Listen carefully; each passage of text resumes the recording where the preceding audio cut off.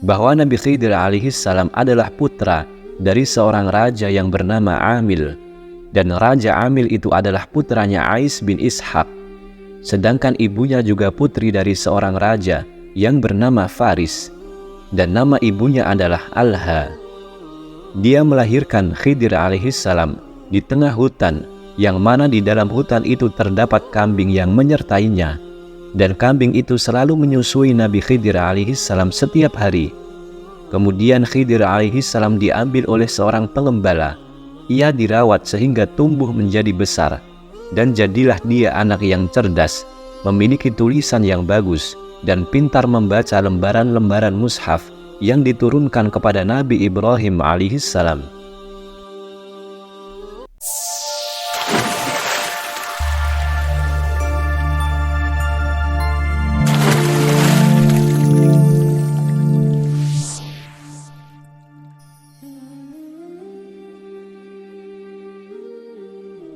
Assalamualaikum warahmatullahi wabarakatuh.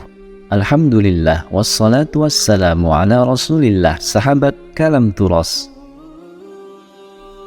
ikhwani fillah yang dirahmati Allah, pada kesempatan kali ini kita akan membahas tentang kisah Nabiullah Khidir alaihissalam. Salah satu kisah Al-Quran yang sangat mengagumkan dan dipenuhi dengan misteri adalah kisah seorang hamba yang Allah subhanahu wa ta'ala memberinya rahmat dari sisinya dan mengajarinya ilmu. Kisah tersebut terdapat dalam surat Al-Kahfi, di mana ayat-ayatnya dimulai dengan cerita Nabi Musa alaihissalam. Allah subhanahu wa ta'ala berfirman, "Wa idh qala Musa li fatahu la abrahu hatta ablugha majma'al bahrain aw amdiya hukuba." Dan ingatlah ketika Musa berkata kepada muridnya, "Aku tidak akan berhenti berjalan sebelum sampai ke pertemuan dua buah lautan, atau aku akan berjalan-jalan sampai bertahun-tahun." Surat Al-Kahfi ayat 60. Kalimat yang sama menunjukkan bahwa Nabi Musa telah bertekad untuk meneruskan perjalanan selama waktu yang cukup lama, kecuali jika beliau mampu mencapai Majma'al Bahrain, yakni pertemuan dua buah lautan. Di sana terdapat suatu perjanjian penting yang dinanti-nanti oleh Nabi Musa ketika beliau sampai di Majma'al Bahrain. Kita dapat merenungkan betapa tempat itu sangat misterius dan samar. Para musafir telah merasakan keletihan dalam waktu yang lama untuk mengetahui hakikat tempat ini. Ada yang mengatakan bahwa tempat itu adalah Laut Persia dan Romawi. Ada yang mengatakan lagi bahwa itu adalah Laut Yordania atau Kulzum. Ada yang mengatakan juga bahwa itu berada di Tanjah. Ada yang berpendapat itu terletak di Afrika. Ada lagi yang mengatakan bahwa itu adalah Laut Andalus. Tetapi mereka tidak dapat menunjukkan bukti yang kuat dari tempat-tempat itu sampai saat ini. Seandainya tempat itu harus disebutkan, niscaya Allah subhanahu wa ta'ala akan menyebutkannya. Namun Al-Quranul Karim sengaja menyembunyikan tempat itu. Sebagaimana Al-Quran tidak menyebutkan kapan itu terjadi, begitu juga Al-Quran tidak menyebutkan nama-nama orang-orang yang terdapat dalam kisah itu, karena adanya hikmah yang tinggi yang kita tidak mengetahuinya. Kisah tersebut berhubungan dengan suatu ilmu yang tidak kita miliki, karena biasanya ilmu yang kita kuasai berkaitan dengan sebab-sebab tertentu, dan tidak juga ia berkaitan dengan ilmu para nabi, karena biasanya ilmu para nabi berdasarkan wahyu. Kita sekarang berhadapan dengan suatu ilmu dari suatu hakikat yang samar, ilmu yang berkaitan dengan takdir yang sangat tinggi, yakni ilmu yang dipenuhi dengan rangkaian tabir yang tebal. Di samping itu, tempat pertemuan dan waktunya antara hamba yang mulia ini dan Nabi Musa alaihissalam juga tidak kita ketahui. Demikianlah kisah itu terjadi tanpa kita diberitahu kapan terjadinya dan di mana tempatnya. Al-Quranul Karim sengaja menyembunyikan hal itu. Bahkan Al-Quran sengaja menyembunyikan sosok dari kisah ini. Allah subhanahu wa ta'ala mengisyaratkan hal tersebut dalam firman-Nya. Fawajada 'abdan min 'ibadina atainahu rahmatan min 'indina wa 'allamnahu min ladunna 'ilma. Lalu mereka bertemu dengan seorang hamba di antara hamba-hamba kami yang telah kami berikan kepadanya rahmat dari sisi kami, dan yang telah kami ajarkan kepadanya ilmu dari sisi kami. Surat Al-Kahfi ayat 65. Al-Quranul Karim tidak menyebutkan siapa nama hamba yang dimaksud, yaitu seorang hamba yang dicari oleh Nabi Musa agar ia dapat belajar darinya. Nabi Musa alaihissalam adalah seorang yang diajak berbicara langsung oleh Allah Subhanahu wa Ta'ala, dan ia salah seorang ulul azmi dari para rasul. Beliau adalah pemilik mukjizat tongkat dan tangan yang bercahaya, dan seorang nabi yang diberi kitab Taurat tanpa melalui perantara. Namun dalam kisah ini, beliau menjadi seseorang pencari ilmu yang sederhana, yang harus belajar kepada gurunya dan menahan penderitaan di tengah-tengah belajarnya itu. Lalu siapakah guru atau pengajarnya? Pengajarnya adalah seorang hamba yang tidak disebutkan namanya dalam Al-Quran, meskipun dalam hadis yang suci disebutkan bahwa ia adalah Khidir alaihissalam. Nabi Musa berjalan bersama hamba yang menerima ilmu dari Allah Subhanahu wa Ta'ala tanpa sebab-sebab penerimaan ilmu yang biasa kita ketahui. Mula-mula Nabi Khidir alaihissalam menolak ditemani oleh Nabi Musa. Nabi Khidir memberitahu Nabi Musa bahwa ia tidak akan mampu bersabar bersamanya. Akhirnya Nabi Khidir mau ditemani oleh Nabi Musa, namun dengan syarat, hendaklah ia tidak bertanya tentang apa yang dilakukan Khidir alaihissalam, sehingga Nabi Khidir menceritakan kepadanya. Nabi Khidir merupakan simbol ketenangan dan diam. Ia tidak berbicara, dan gerak-geriknya menimbulkan kegelisahan dan kebingungan dalam diri Nabi Musa. Sebagian tindakan yang dilakukan oleh Nabi Khidir alaihissalam jelas-jelas dianggap sebagai kejahatan di mata Nabi Musa.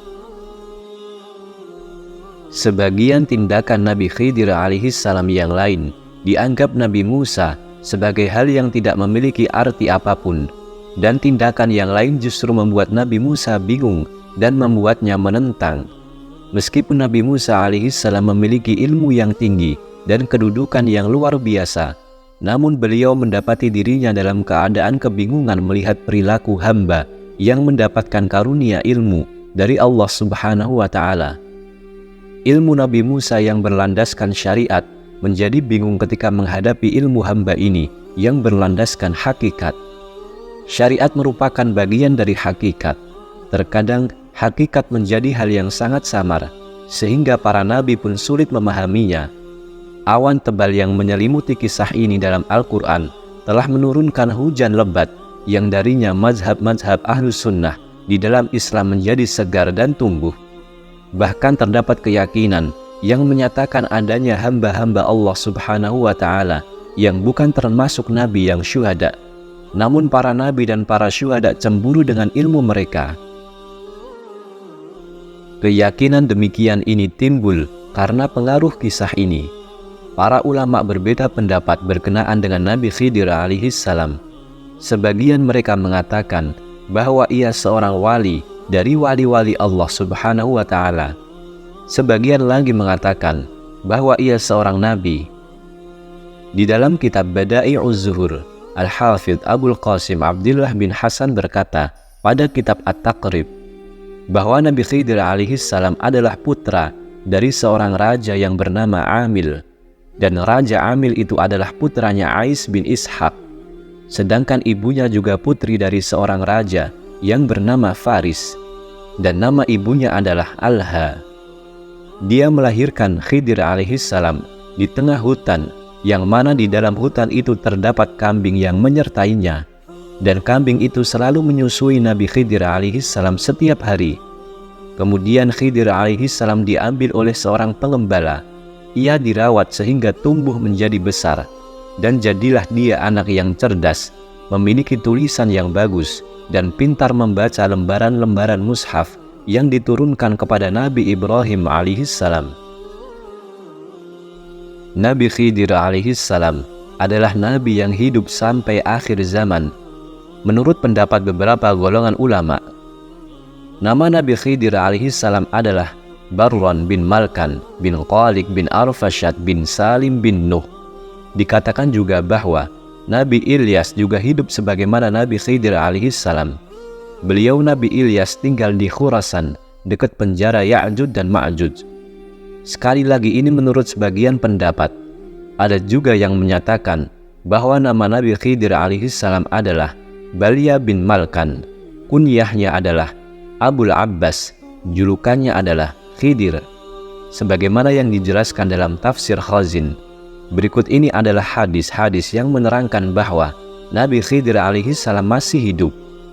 Yang pertama adalah Ad-Daruqutni, riwayat dari Ibnu Abbas radhiyallahu anhu, yang menyatakan bahwa Nabi Khidir alaihissalam dan Nabi Ilyas bertemu setiap tahun saat musim haji, dan mereka berdua saling mencukur atau tahallul kepala satu sama yang lain.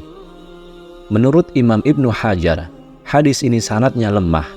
Sementara riwayat Ahmad dalam Az-Zuhdi dan At-Tabrani dengan penambahan yang berbunyi, mereka berdua yakni Nabi Khidir dan Nabi Ilyas berpuasa Ramadan di Baitul Maqdis. Menurut Imam Ibnu Hajar, beliau mengatakan bahwa hadis ini yakni penambahan ini sanadnya adalah hasan. Hadis yang kedua yang menyatakan bahwasanya Nabi Khidir masih hidup sampai sekarang adalah dari Musnad Abu Usamah yang mengatakan bahwa Nabi Khidir alaihissalam di samudra dan Nabi Ilyas alaihissalam di daratan. Mereka bertemu tiap malam di samping tembok yang dibuat Raja Zulkarnain. Keterangan ini bisa dilihat di kitab Syawahidul Haq tentang 4 hadis yang dibawakan Imam Ibnul Jauzi. Al-Hafidh Al-Munawi mengatakan bahwa hadis tentang ini adalah lemah, akan tetapi menjadi kuat atau hasan karena banyaknya riwayat dengan lafadz yang berbeda-beda, termasuk dalam Al-Mustadrak. Dan kesimpulannya hadis-hadis di atas adalah hasan atau sahih, bukan lagi dhaif atau lemah. Keterangan ini bisa dilihat dalam kitab Faidul Qadir. Syekh Yusuf An-Nabhani mengatakan, keterangan bahwa Nabi Khidir alaihissalam masih hidup adalah sudah menjadi ketetapan para wali dan didukung oleh para ahli fikih, ahli usul, dan hampir mayoritas ahli hadis. Begitulah yang dikatakan oleh Syekh Abu Amr bin As-Saleh yang dinukil oleh An-Nawawi dan menyetujuinya. Keterangan ini bisa dilihat di kitab Syawahidul Haq. Beliau menambahkan sejumlah masyayikh besar, bahkan tak terhitung jumlahnya. Ada yang pernah berkumpul satu majelis dengan Nabi Khidir alaihissalam. Syekh Izzuddin bin Abdissalam saat ditanya apakah Nabi Khidir masih hidup, beliau mengatakan, demi Allah, 70 para siddiqin mengabarkan bahwa mereka melihat Nabi Khidir alaihissalam dengan mata kepala mereka. Masih kata beliau, yakni Yusuf An-Nabhani, beliau mengatakan, demi Allah, telah mengabarkan kepadaku tidak hanya satu waliullah, bahkan mereka pernah berkumpul dengan Nabi Khidir. Bahkan demi Allah, para aulia mengabarkan kepadaku bahwa aku pernah berkumpul satu majelis dengan Nabi Khidir dan bertanya sesuatu kepadaku dan aku menjawabnya. Namun aku tidak mengenalnya, karena orang yang dapat mengenalnya hanyalah orang yang mempunyai nur cahaya keimanan. Keterangan ini disampaikan karena Ibnul Jauzi ingkar terhadap masih hidupnya Nabi Khidir, serta menyelisih keterangan para wali yang siddiqin. Menurut Al-Yafi'i, keterangan yang diberikan Ibnul Jauzi dengan menyampaikan hadis-hadis tentang masih hidupnya Nabi Khidir alaihissalam adalah saling bertentangan. Beliau ingkar. Tapi anehnya, juga meriwayatkan 4 hadis muttasil yang menerangkan tentang masih hidupnya Nabi Khidir. Di antara ulama yang mengatakan bahwa Nabi Khidir masih hidup adalah Imam As-Suyuti dalam kitab Khasa'is. Yang kedua adalah Wahab bin Munabbih dalam kitab Al-Muqtada. Kemudian ada Al-Khazin dalam tafsirnya. Ada Imam Nawawi. Yang kelima ada Ibnu Hajar Al-Haythami dalam Fatawi Hadithiyah. Yang keenam ada Al-Hafidh Ibnu Hajar. Yang ketujuh ada As-Sawfuri dalam kitab Nuzhatil Majalis. Yang kedelapan adalah Syekh Nawawi Banten dalam kitab Nurul Zalam. Beliau mengatakan masalah Nabi Khidir masih hidup diperselisihkan ulama, namun pendapat yang bisa dipegang adalah Nabi Khidir alaihi salam masih hidup, dan masih banyak lagi ulama-ulama yang menyatakan bahwasannya Nabi Khidir alaihi salam masih hidup. Dan bukti bahwa Nabi Khidir masih hidup adalah yang pertama, kasus Sayyidina Ali bin Abi Thalib yang melihat Nabi Khidir alaihi salam berada di Ka'bah. Keterangan ini bisa dilihat dalam kitab Inayatul Muftakir. Kasus yang kedua adalah Al-Mursi, murid dari Syekh Abul Hasan Asy-Syadzili, yang mengatakan bahwa Nabi Khidir alaihi salam masih hidup dan aku benar-benar telah bersalaman dengan tanganku ini. Pernah suatu hari Nabi Khidir alaihi salam mendatangiku dan beliau mengenalkan diri, dan aku minta supaya diberitahu tentang arwah-arwah orang muslim, apakah disiksa atau diberi nikmat. Andai datang kepadaku 1000 ahli fikih dan mendebatku bahwa Nabi Khidir alaihi salam telah wafat, maka aku tidak akan mengikuti pendapat mereka. Keterangan ini ada dalam kitab Al-Madrasatus Syadziliyah. Yang ketiga, bukti bahwasanya Nabi Khidir alaihi salam masih hidup adalah Syekh Abul Hasan Asy-Syadzili yang bertemu Nabi Khidir di Padang Aizab. Keterangan ini bisa dilihat di An-Nafahatus Syadziliyah. Bukti yang keempat adalah Umar bin Sinan mengatakan, kami berpapasan dengan Ibrahim Al-Khawas. Aku berkata kepadanya, ceritakanlah kepada kami hal yang paling menakjubkan yang engkau lihat dalam perjalananmu. Lalu Ibrahim menjawab, aku bertemu dengan Nabi Khidir alaihi salam dan minta untuk menemaniku dalam perjalanan. Lalu aku khawatir malah merusak sifat tawakalku kepada Allah Subhanahu wa ta'ala dengan merasa nyaman bersama dia. Maka kemudian aku berpisah dengannya. Keterangan ini bisa dilihat di dalam kitab Risalah Al-Qusyairiyah. Kemudian Bishr Al-Hafi menceritakan, aku mendengar Bilal Al-Khawas berkata, sewaktu-waktu aku berada di padang Tih, Bani Israel. Tiba-tiba seorang laki-laki menemaniku berjalan dan aku keheranan. Kemudian aku diberi ilham oleh Allah Subhanahu wa ta'ala bahwa laki-laki tersebut adalah Nabi Khidir alaihi salam. Kemudian aku bertanya kepada laki-laki tersebut, demi kebenaran Allah yang hak, siapakah saudara? Laki-laki tersebut menjawab, aku saudaramu Khidir. Lalu aku berkata, aku bermaksud bertanya kepadamu. Khidir alaihi salam pun menjawab, bertanyalah. Lalu Bilal bertanya, bagaimana pendapat engkau tentang Asy-Syafi'i radhiyallahu anhu? Nabi Khidir menjawab, dia laki-laki yang siddiq, yakni laki-laki yang jujur. Keterangan ini lebih lengkapnya bisa dibaca di dalam kitab Inayatul Muftakir, karangan Syekh Muhammad Mahfud Termas, yang telah dikaji ulang oleh Syekh Kiai Haji Maimun Zubair Sarang. Sebuah kitab yang membicarakan tentang Nabi Khidir alaihi salam secara lengkap, yang dinukil dari kitab Al-Isabah karya Al-Hafidh Ibnu Hajar. Perihal Nabi Khidir alaihi salam, Imam Bukhari, Ibnu Mandah, Abu Bakar Al-Arabi, Abu Ya'la, Ibnul Farra, Ibrahim Al-Harbi dan lain-lain berpendapat Nabi Khidir alaihi salam tidak lagi hidup dengan jasadnya, ia telah wafat. Yang masih tetap hidup adalah ruhnya saja, yaitu sebagaimana firman Allah Subhanahu wa ta'ala, وَمَا جَعَلْنَا لِبَشَرٍ مِّن قَبْلِكَ الْخُلْدَ أَفَإِن مِّتَّ فَهُمُ الْخَالِدُونَ, yang artinya, kami tidak menjadikan hidup abadi bagi seorang manusia pun sebelum kamu Muhammad. Maka jikalau kamu mati, apakah mereka akan kekal? Surat Al-Anbiya ayat 34. Hadis marfu dari Ibnu Umar dan Jabir radhiyallahu anhuma menyatakan, setelah lewat 100 tahun, tidak seorang pun yang sekarang masih hidup di muka bumi. Ibnu Shalih, As-Sa'labi, Imam An-Nawawi, Al-Hafidh Ibnu Hajar Al-Asqalani, Demikian juga jumhurul ulama dan ahlus salih, orang-orang saleh. Semua berpendapat bahwa Nabi Khidir alaihissalam masih hidup dengan jasadnya. Ia akan meninggal dunia sebagai manusia pada akhir zaman.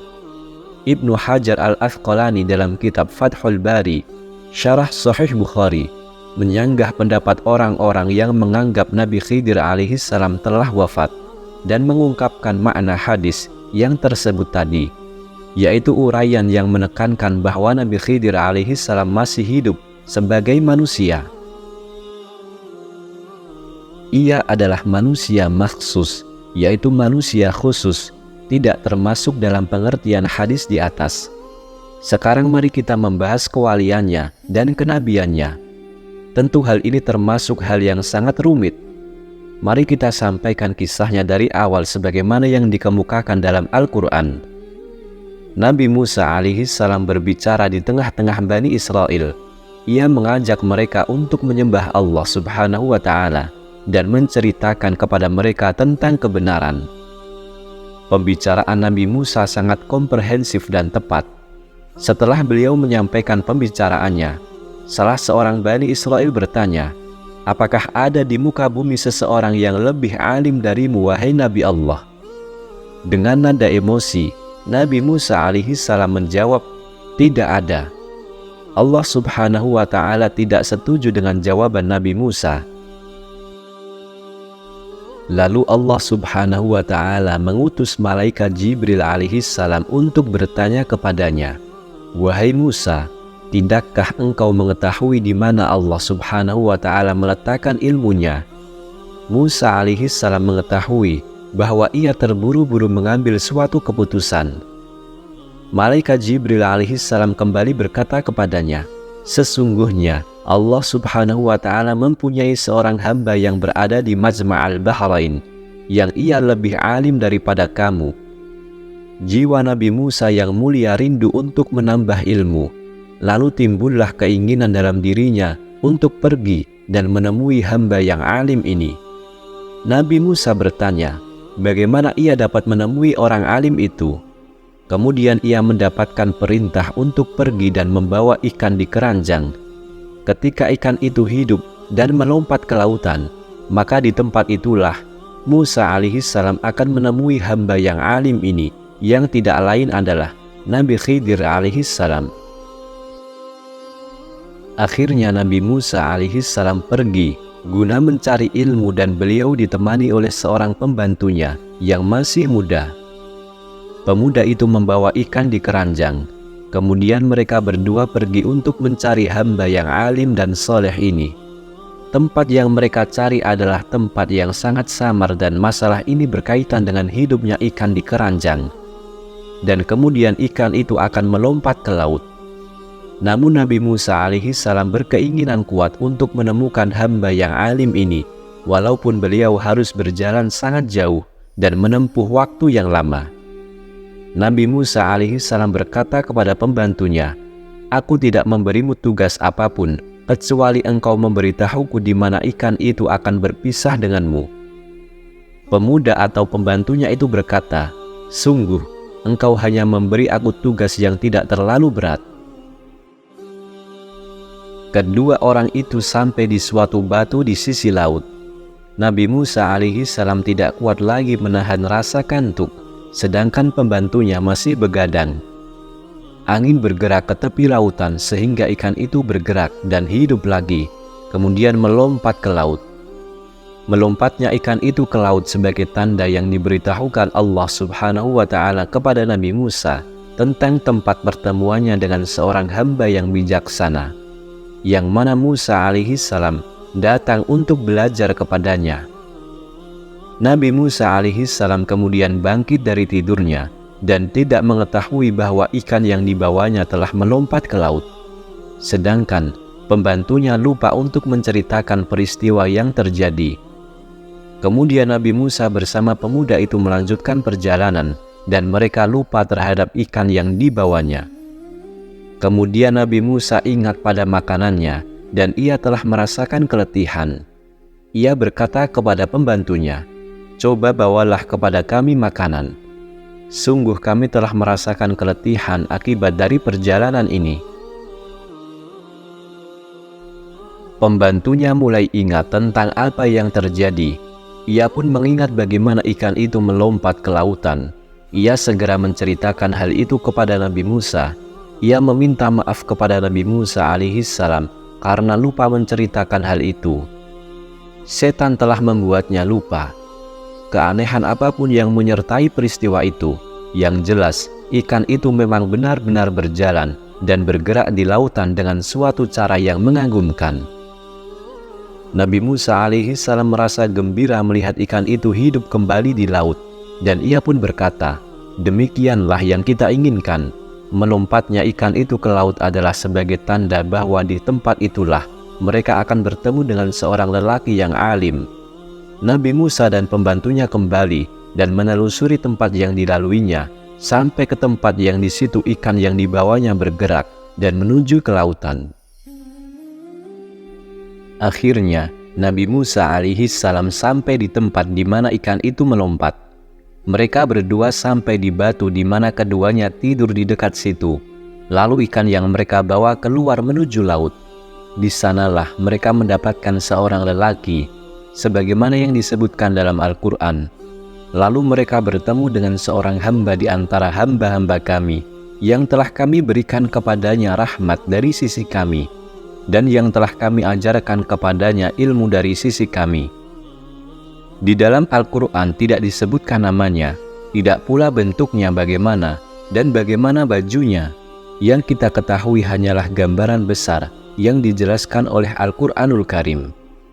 Inilah aspek yang penting dalam kisah itu. Kisah itu berfokus pada sesuatu yang ada di dalam jiwa, bukan tertuju pada hal-hal yang bersifat fisik atau lahiriah. Allah Subhanahu wa Ta'ala berfirman, yang artinya, maka tatkala mereka berjalan sampai ke pertemuan dua buah laut itu, maka mereka lalai akan ikannya, lalu ikan itu melompat mengambil jalannya ke laut itu.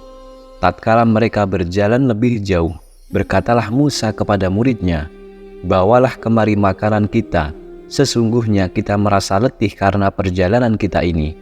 Muridnya menjawab, tahukah kamu, tatkala kita mencari tempat berlindung di batu tadi, maka sesungguhnya aku lupa menceritakan tentang ikan itu, dan tidak adalah yang melupakan aku untuk menceritakannya kecuali setan. Dan ikan itu mengambil jalannya ke laut dengan cara yang aneh sekali. Nabi Musa berkata, itulah tempat yang kita cari. Lalu keduanya kembali mengikuti jejak mereka semula. Lalu mereka bertemu dengan seorang hamba di antara hamba-hamba kami, yang telah kami berikan kepadanya rahmat dari sisi kami, dan yang telah kami ajarkan kepadanya ilmu dari sisi kami, sebagaimana yang disebutkan dalam surat Al-Kahfi ayat 61-65. Imam Bukhari mengatakan bahwa Nabi Musa dan pembantunya menemukan Nabi Khidir alaihissalam di atas sajadah hijau di tengah-tengah lautan. Ketika Nabi Musa melihatnya, ia menyampaikan salam kepadanya. Nabi Khidir alaihissalam berkata, apakah di bumimu ada salam? Siapa kamu? Nabi Musa alaihissalam menjawab, aku adalah Musa. Nabi Khidir berkata, bukankah engkau Musa dari Bani Israel? Bagimu salam wahai Nabi dari Bani Israel. Musa berkata, dari mana kamu mengenal saya? Nabi Khidir alaihissalam menjawab, sesungguhnya yang mengenalkan kamu kepadaku adalah juga yang memberitahu aku siapa kamu. Lalu apa yang engkau inginkan wahai Musa? Nabi Musa alaihissalam berkata dengan penuh kelembutan dan kesopanan, apakah aku dapat mengikutimu agar engkau dapat mengajariku sesuatu yang engkau telah memperoleh karunia darinya? Nabi Khidir pun berkata, tidakkah cukup di tanganmu Taurat, dan bukankah engkau telah mendapatkan wahyu? Sungguh wahai Musa, jika engkau ingin mengikutiku, engkau tidak akan mampu bersabar bersamaku. Kita bisa memperhatikan sejenak perbedaan antara pertanyaan Nabi Musa yang penuh dengan kesopanan dan kelembutan, dan jawaban dari Nabi Khidir alaihissalam yang tegas, di mana ia memberitahu Nabi Musa bahwa ilmunya tidak harus diketahui oleh Nabi Musa, sebagaimana ilmu Nabi Musa tidak diketahui oleh Nabi Khidir. Para ahli tafsir mengemukakan bahwa Nabi Khidir alaihi salam berkata kepada Nabi Musa, "Ilmuku tidak akan engkau ketahui dan engkau tidak akan mampu sabar untuk menanggung derita dalam memperoleh ilmu itu. Aspek-aspek lahiriah yang engkau kuasai tidak dapat menjadi landasan dan ukuran untuk menilai ilmuku. Barangkali engkau akan melihat dalam tindakan-tindakanku yang tidak engkau pahami sebab-sebabnya. Oleh karena itu, wahai Musa, engkau tidak akan mampu bersabar ketika ingin mendapatkan ilmuku." Nabi Musa alaihi salam mendapatkan suatu pernyataan yang tegas dari Nabi Khidir alaihi salam. Namun beliau kembali mengharapkannya untuk mengizinkannya menyertainya untuk belajar darinya. Nabi Musa alaihi salam berkata kepadanya bahwa insya Allah ia akan mendapatinya sebagai orang yang sabar dan tidak akan menentang sedikit pun. Bisa kita perhatikan bahwasanya Nabi Musa alaihi salam adalah seorang nabi yang berdialog dengan Allah Subhanahu wa taala, merendah di hadapan hamba ini, dan ia menegaskan bahwa ia tidak akan menentang perintahnya.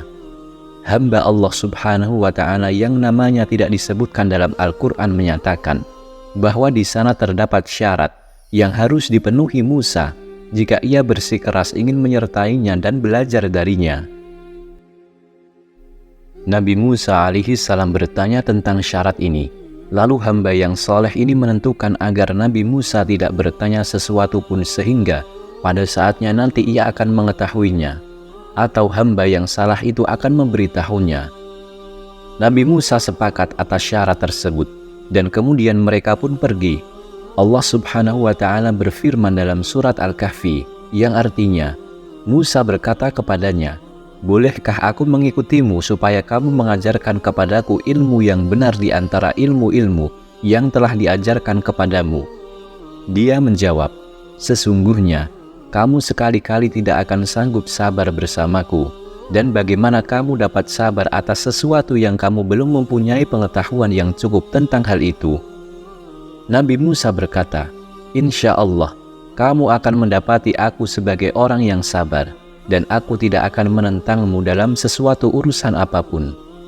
Dia berkata, "Jika kamu mengikutiku, maka janganlah kamu menanyakan kepadaku tentang sesuatu pun, sampai aku sendiri menerangkan kepadamu."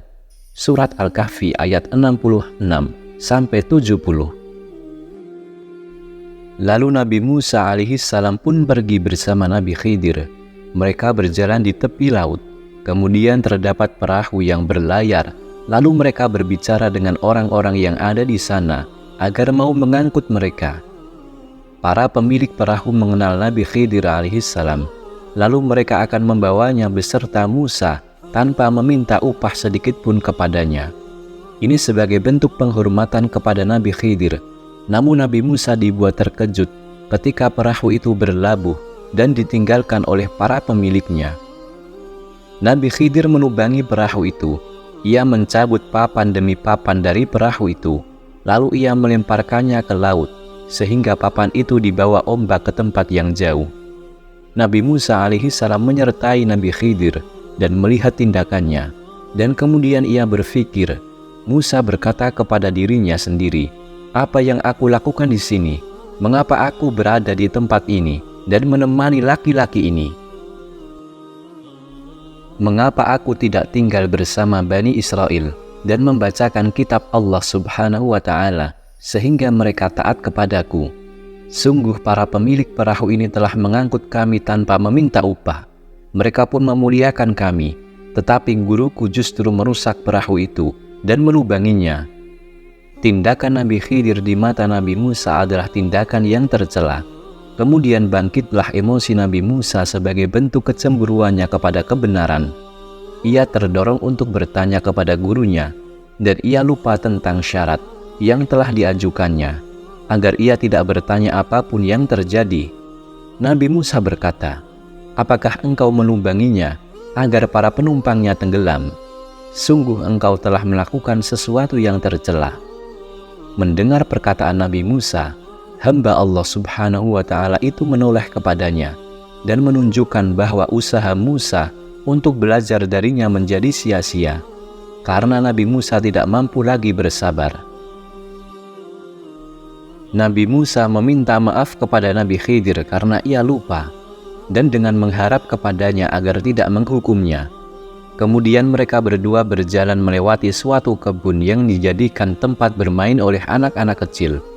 Ketika anak-anak kecil itu sudah letih bermain, salah seorang mereka tampak bersandar di suatu pohon, dan rasa kantuk telah menguasainya. Tiba-tiba, Nabi Musa dibuat terkejut ketika melihat hamba Allah Subhanahu wa Ta'ala ini membunuh anak kecil itu. Nabi Musa dengan lantangnya bertanya kepadanya tentang kejahatan yang baru saja dilakukannya, yaitu membunuh anak laki-laki yang tidak berdosa. Hamba Allah Subhanahu wa Ta'ala itu kembali mengingatkan Nabi Musa bahwa ia tidak akan mampu bersabar bersamanya.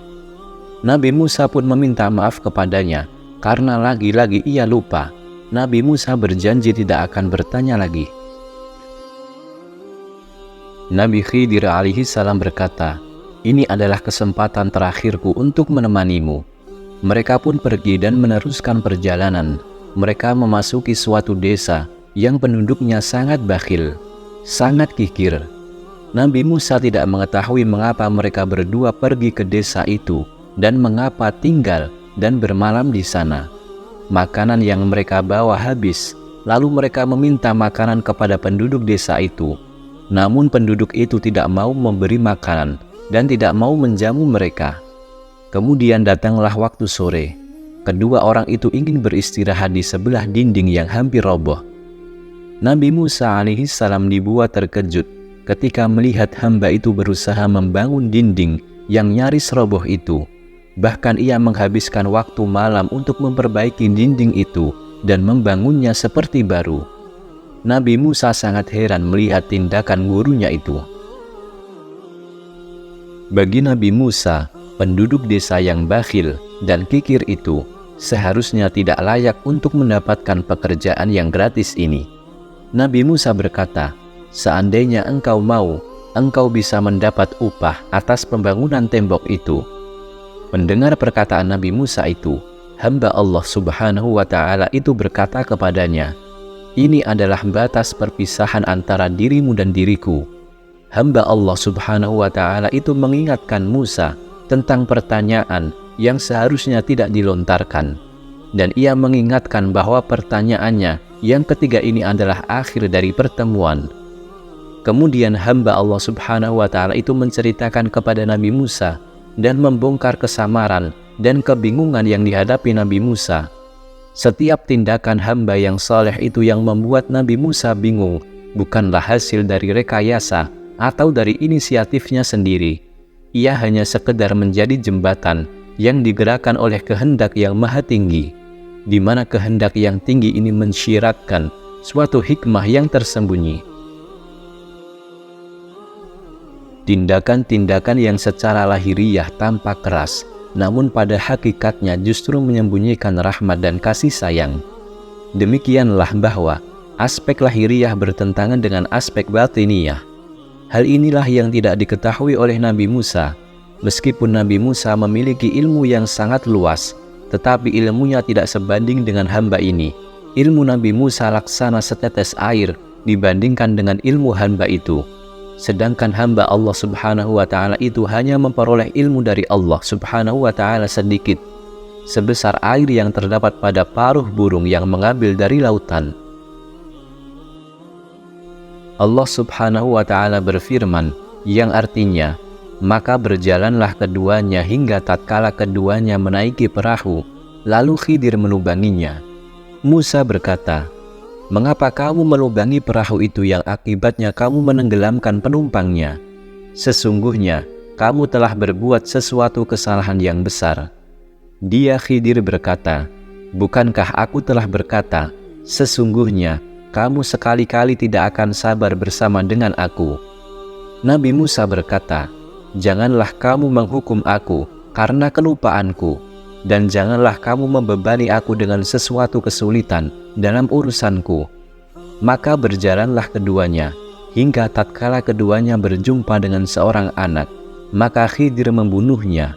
Nabi Musa berkata, "Mengapa kamu membunuh jiwa yang bersih itu? Bukan karena dia membunuh orang lain. Sesungguhnya kamu telah melakukan sesuatu yang mungkar." Khidir berkata, "Bukankah sudah kukatakan kepadamu bahwa sesungguhnya kamu tidak akan sabar bersamaku?" Nabi Musa berkata, "Jika aku bertanya kepada ilmu tentang sesuatu sesudah kali ini, maka janganlah engkau memperolehkan aku menyertaimu. Sesungguhnya kamu sudah cukup memberikan uzur kepadaku." Maka keduanya berjalan, hingga tatkala keduanya sampai kepada penduduk suatu negeri, mereka meminta dijamu penduduk negeri itu. Tetapi penduduk negeri itu tidak mau menjamu mereka. Kemudian keduanya mendapatkan dalam negeri itu dinding rumah yang hampir roboh. Maka Khidir menegakkan dinding itu. Nabi Musa berkata, "Jikalau kamu mau, niscaya kamu mengambil upah untuk itu." Khidir berkata, "Inilah perpisahan antara aku dengan kamu. Aku akan memberitahukan kepadamu tujuan perbuatan-perbuatan yang kamu tidak dapat sabar terhadapnya." Adapun bahtera itu adalah kepunyaan orang-orang miskin yang bekerja di laut, dan aku bertujuan merusakkan bahtera itu karena di hadapan mereka ada seorang raja yang merampas tiap-tiap bahtera. Dan adapun anak itu, maka kedua orang tuanya adalah orang-orang mukmin, dan kami khawatir bahwa dia akan mendorong orang tuanya itu kepada kesesatan dan kekafiran. Dan kami menghendaki supaya Tuhan mereka mengganti bagi mereka dengan anak yang lebih baik kesuciannya dari anaknya itu, dan lebih dalam dari kasih sayangnya kepada ibu dan bapaknya. Adapun dinding rumah itu adalah kepunyaan anak yatim di kota itu, dan di bawahnya ada harta, benda simpanan bagi mereka berdua, sedangkan ayahnya seorang yang saleh. Maka Tuhanmu menghendaki supaya mereka sampai kepada kedewasaannya, dan mengeluarkan simpanannya itu sebagai rahmat dari Tuhanmu. Dan bukanlah aku melakukannya itu semua menurut kemauanku. Demikian itu adalah tujuan perbuatan-perbuatan yang kamu tidak dapat sabar terhadapnya. Surat Al-Kahfi ayat 71-82. Nabi Khidir alaihissalam menyingkapkan dua hal pada Nabi Musa.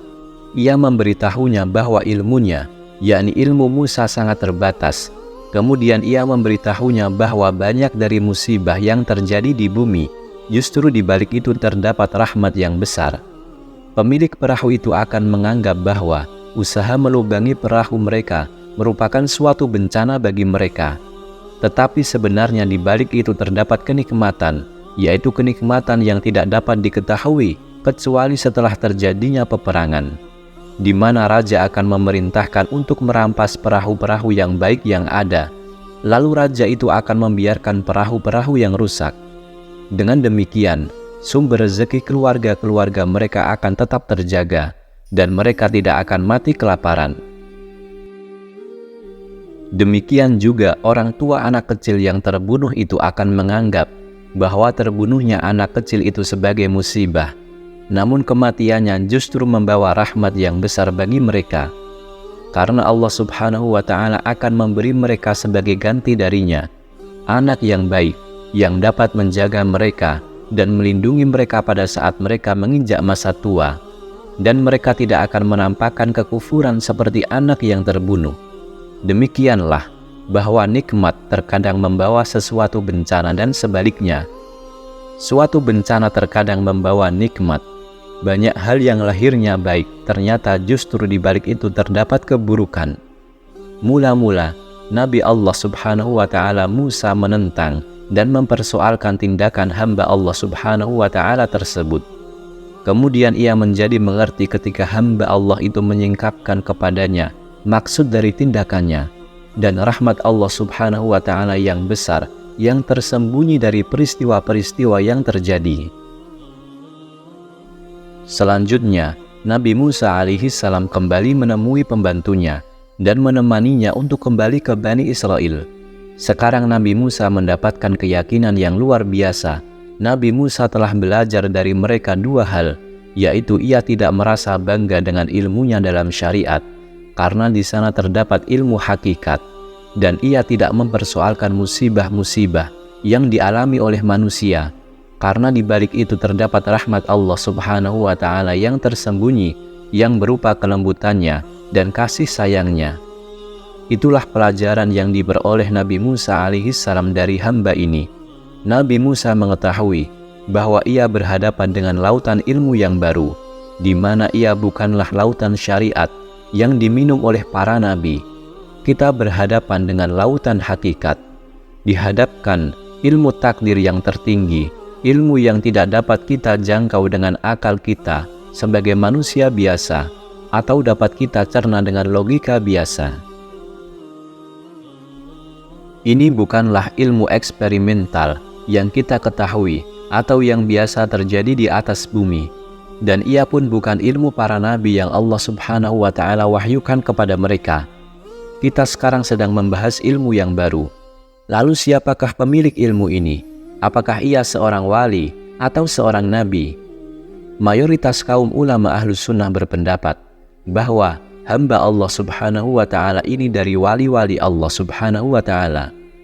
Allah Subhanahu wa Ta'ala telah memberinya sebagian ilmu laduni kepadanya tanpa sebab-sebab tertentu.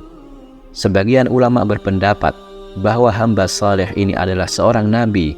Untuk mendukung pernyataan ulama-ulama tersebut, menyampaikan beberapa argumentasi melalui ayat Al-Quran yang menunjukkan kenabiannya. Yang pertama, ada firman Allah Subhanahu wa Ta'ala yang artinya, lalu mereka bertemu dengan seorang hamba di antara hamba-hamba kami yang telah kami berikan kepadanya rahmat dari sisi kami, dan yang telah kami ajarkan kepadanya ilmu dari sisi kami.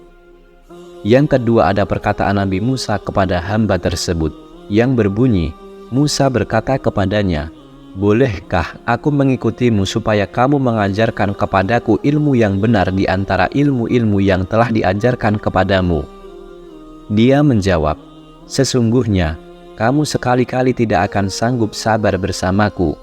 Dan bagaimana kamu dapat sabar atas sesuatu yang kamu belum mempunyai pengetahuan yang cukup tentang hal itu? Nabi Musa berkata, insya Allah kamu akan mendapati aku sebagai orang yang sabar, dan aku tidak akan menentangmu dalam sesuatu urusan pun. Dia berkata, jika kamu mengikutiku, maka janganlah kamu menanyakan kepadaku tentang sesuatu pun, sampai aku sendiri menerangkannya kepadamu. Surat Al-Kahfi ayat 66-70. Seandainya ia seorang wali dan bukan seorang nabi, maka Nabi Musa tidak akan berdialog atau berbicara dengannya dengan cara yang demikian, dan ia tidak akan menjawab kepada Nabi Musa dengan jawaban yang demikian. Bila ia bukan seorang nabi, maka berarti ia tidak maksum, sehingga Musa tidak harus memperoleh ilmu dari seorang wali yang tidak maksum. Yang ketiga, Nabi Khidir menunjukkan keberaniannya untuk membunuh anak kecil itu melalui wahyu dari Allah Subhanahu wa Ta'ala dan perintah dari Allah. Ini adalah dalil tersendiri yang menunjukkan kenabiannya dan bukti kuat yang menunjukkan kemaksumannya. Sebab seorang wali tidak boleh membunuh jiwa yang tidak berdosa dengan hanya berdasarkan kepada keyakinannya dan hatinya. Boleh jadi apa yang terlintas dalam hatinya tidak selalu maksum, karena terkadang ia membuat kesalahan. Jadi keberanian Nabi Khidir untuk membunuh anak kecil itu sebagai bukti kenabiannya. Bukti kenabiannya yang keempat adalah perkataan Nabi Khidir kepada Nabi Musa yang berbunyi sebagai rahmat dari Tuhanmu, dan bukanlah aku melakukannya itu menurut kemauanku sendiri, yakni apa yang aku lakukan bukan dari doronganku sendiri, namun ia merupakan perintah dari Allah Subhanahu wa Ta'ala dan wahyu darinya. Demikianlah pendapat para ulama dan para ahli zuhud. Para ulama berpendapat bahwa Khidir alaihissalam adalah seorang nabi, sedangkan para ahli zuhud berpendapat bahwa Khidir alaihissalam adalah seorang wali dari wali-wali Allah Subhanahu wa Ta'ala. Salah satu pernyataan Nabi Khidir alaihissalam yang sering dikemukakan oleh tokoh ulama adalah perkataan Wahab bin Munabbih. Nabi Khidir berkata, wahai Musa, manusia akan disiksa di dunia sesuai dengan kadar kecintaan mereka atau kecenderungan mereka terhadapnya, yaitu dunia. Sedangkan Bishr al-Hafi berkata, Musa berkata kepada Khidir, berilah aku nasihat. Khidir menjawab, Mudah-mudahan Allah Subhanahu wa Ta'ala memudahkan kamu untuk taat kepadanya. Para ulama dan para ahli zuhud berselisih pendapat tentang Khidir, dan setiap mereka mengklaim kebenaran pendapatnya. Perbedaan pendapat ini berujung pangkal kepada anggapan para ulama bahwa mereka adalah sebagai pewaris para nabi, sedangkan kaum zuhud menganggap diri mereka sebagai ahli hakikat, yang mana salah satu tokoh terkemuka dari ahli hakikat itu adalah Khidir. Kita sendiri cenderung untuk menganggap Khidir alaihissalam sebagai seorang nabi, karena beliau menerima ilmu laduni, yang jelas kita tidak mendapat nas yang jelas dalam konteks Al-Quran yang menunjukkan kenabiannya, dan kita juga tidak menemukan nas yang gamblang yang dapat kita jadikan sandaran untuk menganggapnya sebagai seorang wali yang diberi oleh Allah Subhanahu wa Ta'ala sebagian ilmu laduni. Barangkali kesamaran seputar pribadi yang mulia ini memang disengaja agar orang yang mengikuti kisah tersebut mendapat tujuan utama dari inti cerita. Hendaklah kita berada di batas yang benar dan tidak terlalu jauh mempersoalkan kenabiannya atau kewaliannya. Teman-teman yang dirahmati Allah, demikianlah pembahasan kita kali ini seputar Nabi Khidir alaihissalam. Semoga dapat bermanfaat dan dapat menambah wawasan kita. Kami memohon maaf yang sebesar-besarnya apabila terdapat banyak kesalahan. Kita kembalikan semuanya pada Zat yang Maha Mengetahui, Allah Subhanahu wa Ta'ala. Wallahu a'lam. Wassalamualaikum warahmatullahi wabarakatuh.